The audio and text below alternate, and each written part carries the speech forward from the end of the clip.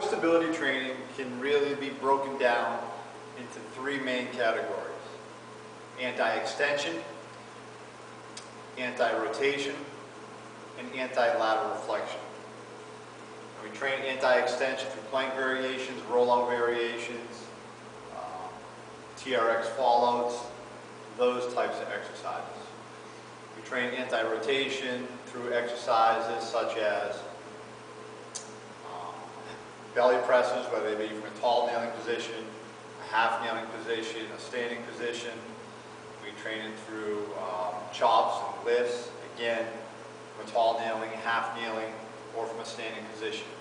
Then we train lateral flexion through side plank variations and carries, loaded carries, such as farmer's carries, suitcase carries. The exercise I'm going to show you today is anti-extension exercise, or we go into the anti-extension category. So as I mentioned before, some anti-extension work would be a plank. After we've worked on a plank, we may progress to rollouts. After we've worked on rollouts, then we want to start working up to exercises where we're up off the floor, more in a standing position, where you could be in a more, quote, functional position. So the one I'm going to show you, split stance overhead band press, is just that. So we can adjust the difficulty of the exercise by using a different band or a different width of a band. You can use a half-inch band, you can use a 1-inch band, you can use a 1.5-inch band. Today I'm just going to show you using the 1-inch band, which even for me is enough resistance. And for most people it's probably going to be enough.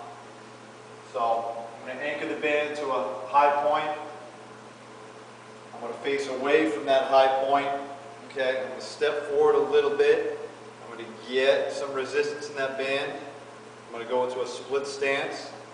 Now once I get into that split stance, I'm going to tighten up the glute on that backside leg. Okay, so again, split stance, glute is tightened up. I'm going to start with my elbows down. There is some resistance in that band now. And from here, I'm just going to extend both arms up, overhead.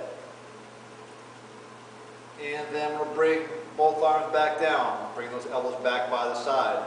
Extend up. As I extend up, I'm bracing the core. I'm resisting the forces that are trying to pull me into lumbar extension. Okay? Keeping that rib cage down, keeping that core tight. So here again, we'll demonstrate one more time on this side. Up and back down, moving in a nice even tempo. I would do anywhere from 6 to 10 reps on one side. Then we'll switch up the stance. Again, glute on that back side is tight. And from here, same movement with the arms. Arms up, resist the extension through the lower back, trying to keep that rib cage down. And back down. Again, doing your 6 to 10 reps, and that would be one set. All right. So, if you want to play around with your core training a little bit, tired of doing stuff up on the floor, go ahead and give this exercise a shot.